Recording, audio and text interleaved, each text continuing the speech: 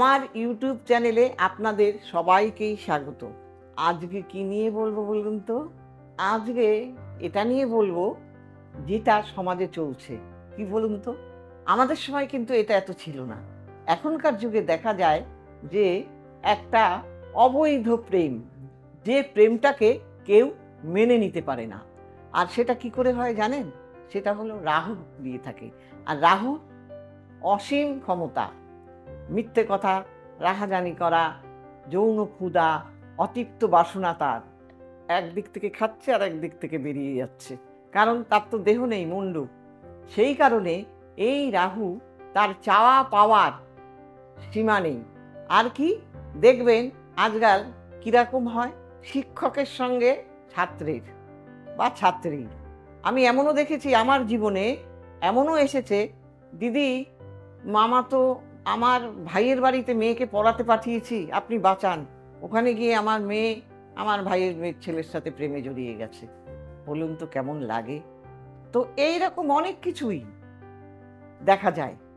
কারণ এই সম্পর্কগুলো তো অষ্টম স্থান থেকে বিচার করা হয়।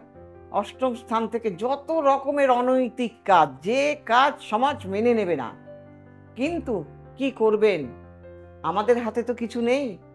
গ্রহরা কথা বলে ওঠে।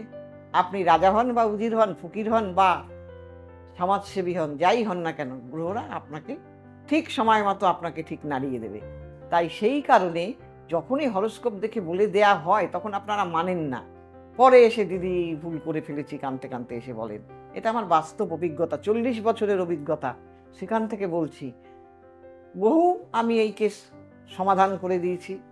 সেই কারণেই বলছি যে এই তো দুদিন আগেও আমি বললাম, আপনি কি দেখাতে এসছেন? চাকরি, আর ছেলে তো আপনার একটা অবিবাহিত, এই বিবাহিত মহিলা বয়স্ক, তার সঙ্গে জড়িয়ে গেছে। হ্যাঁ, লাফিয়ে উঠে বলছি, দিদি আপনি কি বলছেন?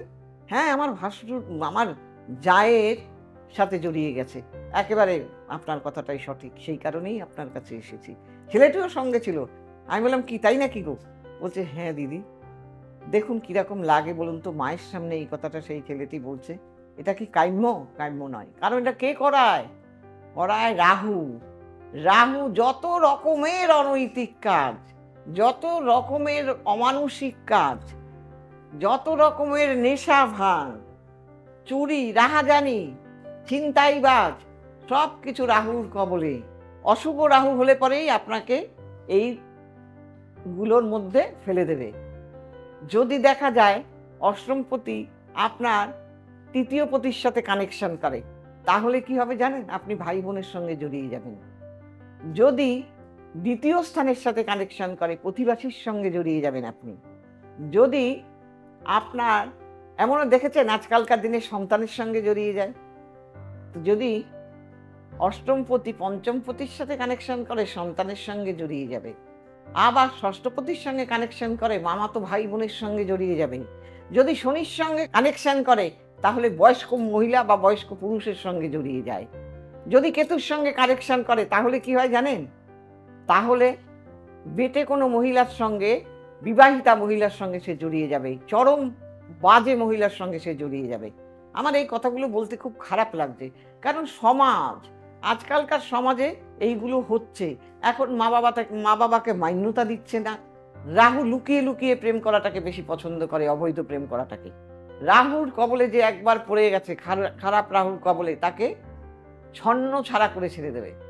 এইগুলো যখন আমার কাছে মানুষ আসে, তার মা বাবাকে বলি, তখন তারা ঠিক ভাবে, না দিদি আমার মেয়ে এত ভালো, আমার বন্ধুর মতন। আমি বলে, হলেই ভালো, আমার মুখটা যেন মিথ্যে হয়। তারপরে এসে দিদি কাঁদতে কাঁদতে, আপনার কথাই সত্যি হয়ে গেল, আমার মেয়েটা দিদি পালিয়ে গেছে, এখন এনে দেন, যে করেই হোক আপনাকে এনে দিতে হবে। বিবাহিতা পুরুষের সাথে পালিয়ে গেছে, তার একটা বাচ্চা আছে, অথচ মেয়েটি বয়স কম তার। তাকে ফোন করে, সেই ফোনে তাকে ট্রেস করতে পারছে না মা। একটা সম্মানিত ব্যক্তি, যার বাবা তার মেয়ে, ভাবতে পারেন? সেখান থেকেও তাকে ফিরিয়ে আনা হয়েছে, এনে দিয়েছি, দিয়ে আবার অন্যত্র তার বিয়ে হয়েছে। কিন্তু সেটা তো কাম্য নয়। কাজেই যখন আপনাদের বলে দেয়া হবে যে আপনার মেয়ে বা আপনার ছেলে, আমি কালকেও একজনকে বলেছি, আমি মেয়েটাকে বার করে দিয়ে যেই বলেছি, বলছে কি, আরে আপনি বার করে দিলেন কেন? ও তো এইসব ঘটিয়ে ফেলেছে। তার মানে দেখুন, গ্রহরা কথা বলে ওঠে। তো যখনই আপনারা এগুলো জানতে পারবেন, যদি আপনারা একবার অ্যালার্ট হয়ে যান, তাহলে দেখবেন এই ঘটনাটা ঘটবে না।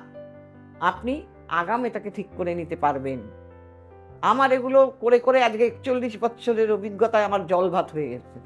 কিন্তু আমি চাই না এরকম হয়ে কেউ আমার কাছে আসুক। বড় দুঃখের জায়গা এটা। তো সেই জন্য এই রাহুর কবলে মঙ্গল রাহু, শনি রাহু, চন্দ্র রাহু হলে পরে নানা রকম রাহু যেখানেই দৃষ্টি দেবে সেখানেই এর সর্বনাশ করে ছেড়ে দেবে এই ধরনের কাজে। তাই সবাইকে বলি, আপনারা যেন যখনই জানতে পারবেন এগুলো কোনো স্টোনের দ্বারা হয় না, স্টোনের মাধ্যমে এই কাজ হবে না। এর জন্য কোনো ভালো জ্যোতিষী তান্ত্রিকের সঙ্গে আপনার যোগাযোগ করতে হবে। যোগাযোগ করলে পরে আপনি জানবেন, সে যদি সত্যিকারে প্রকৃত জানে তাহলে অবশ্যই কাজ হতে বাধ্য। এবং যদি মনে করেন যে অননাদির সঙ্গে যোগাযোগ করবেন, তাহলে অননাদির কাছে চলে আসবেন। নিচে স্কল যাচ্ছে, সেই স্কলের নাম্বারে আপনারা বুকিং করবেন। আর কি করবেন?